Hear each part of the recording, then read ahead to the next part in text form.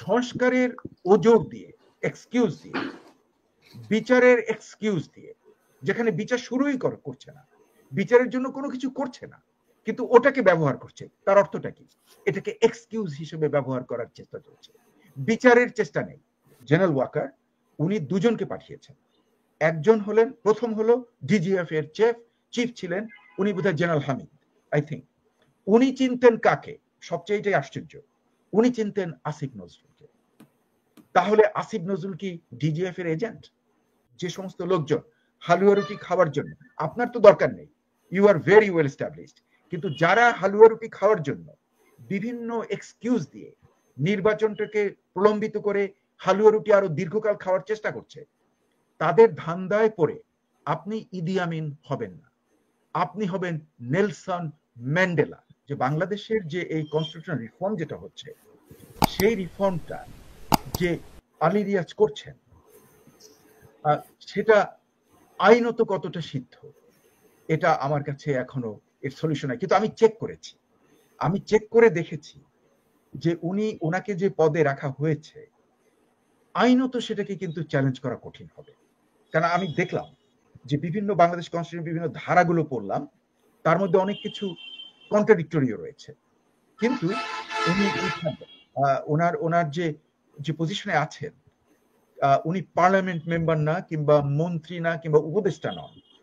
কাজেই উনি যদি অ্যাডভাইসারি লেভেলে থাকেন, তাহলে এটা কিন্তু একটা কোশ্চেনেবল থিং, যে এটা ঠিক কি ব্যাঠিক এটা কিন্তু সঠিক বলা যাবে না, এটা আইনজ্ঞরা এটা বিচার করবে। তাহলে সেখানে খলিলুর রহমানের মানে এটা কি উনি কিন্তু ব্যাপারে আমি খলিলুর রহমানের জুনিয়র, আমি যখন ঢাকা বিশ্ববিদ্যালয়ে ছিলাম উনি আমার জুনিয়র। উনি যদি ইউএস এর নাগরিক হয়ে থাকেন, তাহলে উনি যে পদটি পেয়েছেন সেটা নিয়ে তো সেটা হবে প্রশ্ন আসতে পারে না। সেটা হবে কিন্তু আমার মতে যে বাংলাদেশের বর্তমানের যেটা আমার ধারণায় যেটা আছে কনস্টিটিউশন অনুযায়ী, সেটা কিন্তু হবে একদম ভায়োলেশন অফ দ্য কনস্টিটিউশন।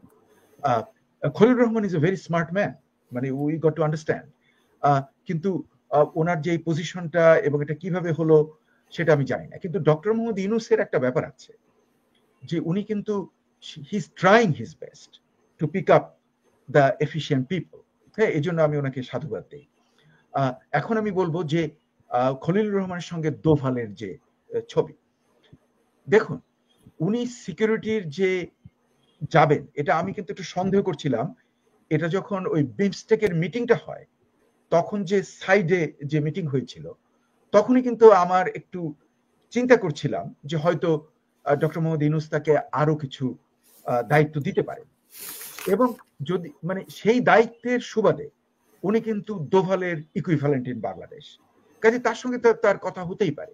এবং এতে কোনো যে এতে কেউ রয় চলে আসছে, উনি রয়ের এজেন্ট কিংবা ইত্যাদি, এবং না এর পরে কিন্তু ওনার উনি দায়িত্বটা পেলেন আর কি। না সেটা হয়তো ওনার যে এফিসিয়েন্সি, যেটা হয়তো ডক্টর মোহাম্মদ ইউনূস লক্ষ্য করেছেন যে he is an efficient person, তখন উনি দিয়েছেন। হ্যাঁ, এটা আমার মনে হয় না যে উনি কোনো আন্দাজে দিয়েছেন, কোনো কিছু অ্যাকশনসে যেটা ডক্টর মোহাম্মদ ইউনূস দেখেছেন যে এই লোকটা পারদর্শী, কাজে এই কারণে উনি তাকে এই দায়িত্ব দিয়েছেন। এবং এই দায়িত্বের সুবাদে he can talk with Doval. এতে কিন্তু কোনো এটা কিন্তু পৃথিবীর সব জায়গাতেই হয়। যেমন যুক্তরাষ্ট্রের সঙ্গে যে গভীর শত্রুতা, হ্যাঁ, যেমন ধরেন একসময় রাশিয়ার সঙ্গে, কিন্তু তাদের ইন্টেলিজেন্স ইউনিট গুলো কিন্তু পরস্পর কমিউনিকেটও করতো, ঝগড়াও করতো, একজন আরেকজনের এজেন্টকে মেরে ফেলার চেষ্টা করতো, কিন্তু আবার তারা কথাও বলতো। এটাই হচ্ছে মানে মানে অ্যাডভান্স সভ্য জগতে এগুলোই নন। কাজে আমি এটাকে বলবো না যে কে মানে রয়ের এজেন্ট হয়েছে কিংবা র হয়তো আমাদের দেশে যথেষ্ট রয়েছে, এবং সেটা আমাদের দুর্ভাগ্য, আমরা সেটা থেকে মুক্ত হতে পারিনি। এটা আমাদের চরিত্রের একটা খারাপ দিক। আমি বলবো যে র যদি আমাদের ভেতরে চেষ্টা করে এবং ঢুকতে পারে, তাহলে আমি মনে করব যে এটা আমাদের ব্যর্থতা বা আমাদের চরিত্রের দুর্বলতা। আপনি লক্ষ্য করে দেখুন, আমি দুটো কান্ট্রিকে আপনাকে একটা এক্সাম্পল দেব। ইসরায়েলি ইন্টেলিজেন্সকে কিন্তু কেউ পেনিট্রেট করতে পারে না। ওখানে কি হচ্ছে সেটা কিন্তু তার শত্রুপক্ষ যারা প্যালেস্টাইনিয়ানস কিংবা ইরান জানতে পারে না। কিন্তু দুর্ভাগ্যজনকভাবে ইরানের ভিতরে কি হচ্ছে সেটা ইসরায়েল জেনে ফেলে, এবং প্যালেস্টাইনিয়ান মানে হামাজের মেইন লিডারকে উনি একটা ভালো সম্মেলনে গেছেন, হ্যাঁ, সেখানে ওনাকে ওখানে মেরে ফেল, ওনার ওই চেয়ারে কমপ্লিট করে। এই যে জিনিসগুলো, এটা আমরা আমাদের দেশে যদি রয়ের এরকম প্রভাব থাকে সেটা খুবই দুঃখজনক। আমি সেটাকে খুব মানে আমি মনে করবো এটা ব্যর্থতা আমাদের, এবং এটা উচিত না। দেশপ্রেমিক লোকরা কারো এজেন্ট হবে, এটা এটা একদম absolutely it cannot be tolerated. এবং এতে যদি ধরা পড়ে তাহলে কিন্তু আমি মনে করি যে একদম শাস্তি হতে হবে চরম। That's a top treason. It is a মৃত্যুদণ্ড, it should be a death sentence. আচ্ছা, যাই হোক, এটা এখন আমরা ব্যাক টু দি রিফর্মস। আপনি রিফর্মস যেটা করা হচ্ছে, রিফর্মস তো একটা কন্টিনিউইং প্রসেস, আমরা সবাই একমত হয়েছি। এটা এটা একবার করে থেমে যায় না, এটা সময়ের যেটা দাবি সেই অনুযায়ী এই সংস্কারগুলো হতে থাকে। এবং সেটাই কিন্তু 2022-তে আমি লক্ষ্য করলাম যে তারেক রহমান উনি যে 27 পয়েন্টের যে এটা দিয়েছিলেন, আমি খুবই সেটাকে সাধুবাদ দিচ্ছি। এই প্রথম বাংলাদেশে একদম যে নাকি রিফর্মস করার জন্য এটা করলেন। তারপরে পরবর্তী পর্যায়ে ওনার যে যৌথ গ্রুপটা, আমার মনে হয় সাইয়েদ এহসানুল হুদার দলও সঙ্গে জড়িত হয়তো থাকতে পারেন, যে আপনারা একত্রে ওটাকে 31 পয়েন্টসে করলেন, রাইট? এটা তো একটা মানে দারুণ সুন্দর ব্যাপার, হ্যাঁ, যার মাধ্যমে গভর্নমেন্টকে করা যাবে। এটাই হলো ফাইনাল নয়, এটা হয়তো ভবিষ্যতে মানে প্রয়োজন অনুযায়ী এটা রিফর্ম হতে পারে, আসতে পারে। কিন্তু সংস্কারের ওজোর দিয়ে, এক্সকিউজ দিয়ে, বিচারের এক্সকিউজ দিয়ে, যেখানে বিচার শুরুই করছে না, বিচারের জন্য কোনো কিছু করছে না, কিন্তু ওটাকে ব্যবহার করছে, তার অর্থটা কি? এটাকে এক্সকিউজ হিসেবে ব্যবহার করার চেষ্টা চলছে, বিচারের চেষ্টা নেই। বিচারের চেষ্টা না করে এটাকে এক্সকিউজ হিসেবে যদি দাঁড় করাতে হয়, তাহলে কি করে একটা বুদ্ধিমান, এরা সবাই কিন্তু খুব ভালো বুদ্ধিশুদ্ধি আছে মাথার মধ্যে, এরা করবে কি? বিচারটাকে প্রলম্বিত করবে, বিচারটার মধ্যে কোনো সিনসিয়ারিটি থাকবে না, এবং ততদিন তারা হালুয়া রুটি খেতে থাকবে, হ্যাঁ, উইদাউট এনি পিপলস ম্যান্ডেট। আমি জানি আলী রেজার সঙ্গে আমি একবার কোথায় কথা বলেছিলাম, উনি কিন্তু আমাকে বলেছিলেন যে ম্যান্ডেট ছাড়া যে হাসিনা গভর্নমেন্টের কোনো অ্যাকাউন্টেবিলিটি নেই, যেটা অন্য গভর্নমেন্ট করবে না, হ্যাঁ, এটা উনি ঠিক। কিন্তু উনি এখন তো রিফর্মের সঙ্গে জড়িত। বর্তমান গভর্নমেন্টের যদি নির্বাচিত গভর্নমেন্ট না হয়, ইন্টারিম গভর্নমেন্ট, তাহলে তার কিরকম ম্যান্ডেট আছে? এটা তার কাছে আমার প্রশ্ন। বিপ্লবের কিন্তু এছাড়াও তো আমরা আসিফ নজরুল, মানে আগে তো অনেকে অনেক কথা বলেছে, যেমন আসিফ নজরুল বলেছে 26 লক্ষ ভারতীয় আছে, অবৈধ ভারতীয়, কিন্তু এখন কিন্তু 8 মাসে আমরা সেই বক্তব্য 1 লক্ষের ব্যাপারেও শুনি নেই। 26 লক্ষ 1 লক্ষ কেন, আমি তো 2000ও সে রাউন্ড আপ করতে পারি নাই, তাহলে ব্যাপারটা কি? আপনার এই যে সেরকমই আগের কথা এখন আবার লক্ষ্য করুন হাসিনা আক্তার, আমরা যদি দেখি যে গভর্নমেন্ট কিভাবে ফর্ম হয়েছে, আমি যেটাকে বললাম একটা কুডেটা, অথবা আমি আরো বলবো, আমি জার্মান স্টাইলে বলবো পুচ।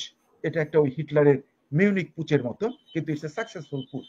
কি হয়েছে আপনি লক্ষ্য করে দেখুন, কাদেরকে ডেকেছে? বৈষম্যবিরোধী ছাত্রদের বিভিন্ন ইন্টারভিউ এবং অন্যান্য যারা স্টেক হোল্ডার্স, তাদের বিভিন্ন আলোচনায় এবং তাদের বিভিন্ন যে ভিডিও থেকে আমার যেটা ধারণা হয়েছে, আমি যদি ঠিক না বলি আপনারা বলে দেবেন, আমার মনে হয়েছে যে গভর্নমেন্ট ফর্ম করার জন্য জেনারেল ওয়াকার উনি দুজনকে পাঠিয়েছেন। একজন হলেন, প্রথম হলো ডিজিএফ এর চিফ ছিলেন উনি বোধহয় জেনারেল হামিদ, আই থিঙ্ক। উনি চিনতেন কাকে? সবচেয়ে এটাই আশ্চর্য, উনি চিনতেন আসিফ নজরুলকে। তাহলে আসিফ নজরুল কি ডিজিএফ এর এজেন্ট? উনি কি ইনফর্মার?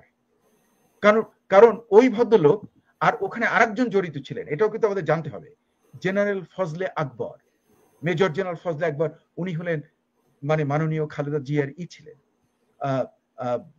সামরিক উপদেষ্টা ছিলেন, উনি ছিলেন। কিন্তু ওনাকে ডেকেছে ওই ডিজিএফ এর লোক, ওনাকে ডেকেছে, তারপরে তারা সবাইকে জড়ো করেছে এবং গভর্নমেন্ট ফর্ম হয়েছে। তার অর্থটা কি? ডিজিএফ এর কি পাবলিক ম্যান্ডেট রয়েছে? ডিজিএফ কি আন্দোলনে ছিল, নাকি আন্দোলনে গুলি করার চেষ্টা করেছে, আন্দোলনের লোকদেরকে ধরে নিয়ে টর্চার করেছে? তাহলে অর্থটা কি? যে ডিজিআইএফ এই গভর্নমেন্টটাকে ফর্ম করেছে, হ্যাঁ, তাহলে ওই যে জেনারেল হামিদ ওনারাই এই দল এই গভর্নমেন্টটাকে ফর্ম করছে। So what kind of government is this? My question, is it the government formed initially by the informer of the DGFI and then it expanded into basically যারা জড়িত ছিল 9/11 এর সঙ্গে, না 1/11 এর সঙ্গে, 1/11 এর সঙ্গে যারা জড়িত ছিল, আপনি লক্ষ্য করে দেখেন এদের মধ্যে, এমনকি আপনি ইমেইল গ্রুপ সার্চ করে দেখেন, আমি চ্যালেঞ্জ করলাম, আপনি দেখবেন যে এদের কিন্তু গ্রুপিং আছে, সেই গ্রুপিং এর দলই কিন্তু পাওয়ারে চলে আসলো, তাতে এদের ম্যান্ডেট নেই। কাজে আমার পরামর্শ, আবার আমি ডক্টর মোহাম্মদ ইউনূসকে দারুণ শ্রদ্ধা করি, ভেরি স্মার্ট, উনি আমাদের মর্যাদা বিশ্বে, আমরা যারা বাইরে আছি ওনার জন্য আমাদের মর্যাদা অনেক বেড়ে গেছে। কাজে তার কাছে আমার করজোরে প্রার্থনা যে আপনি দয়া করে, আপনি ওই যে সমস্ত লোকজন হালুয়া রুটি খাওয়ার জন্য, আপনার তো দরকার নেই, you are very well established, কিন্তু যারা হালুয়া রুটি খাওয়ার জন্য বিভিন্ন এক্সকিউজ দিয়ে নির্বাচনটাকে প্রলম্বিত করে হালুয়া রুটি আরো দীর্ঘকাল খাওয়ার চেষ্টা করছে, তাদের ধান্দায় পড়ে আপনি ইদি আমিন হবেন না, আপনি হবেন নেলসন ম্যান্ডেলা, এবং আপনি একটা ট্রানজিশন নির্বাচন দিয়ে দেন, ডিসেম্বরের মধ্যে আপনি নির্বাচন করতে পারেন।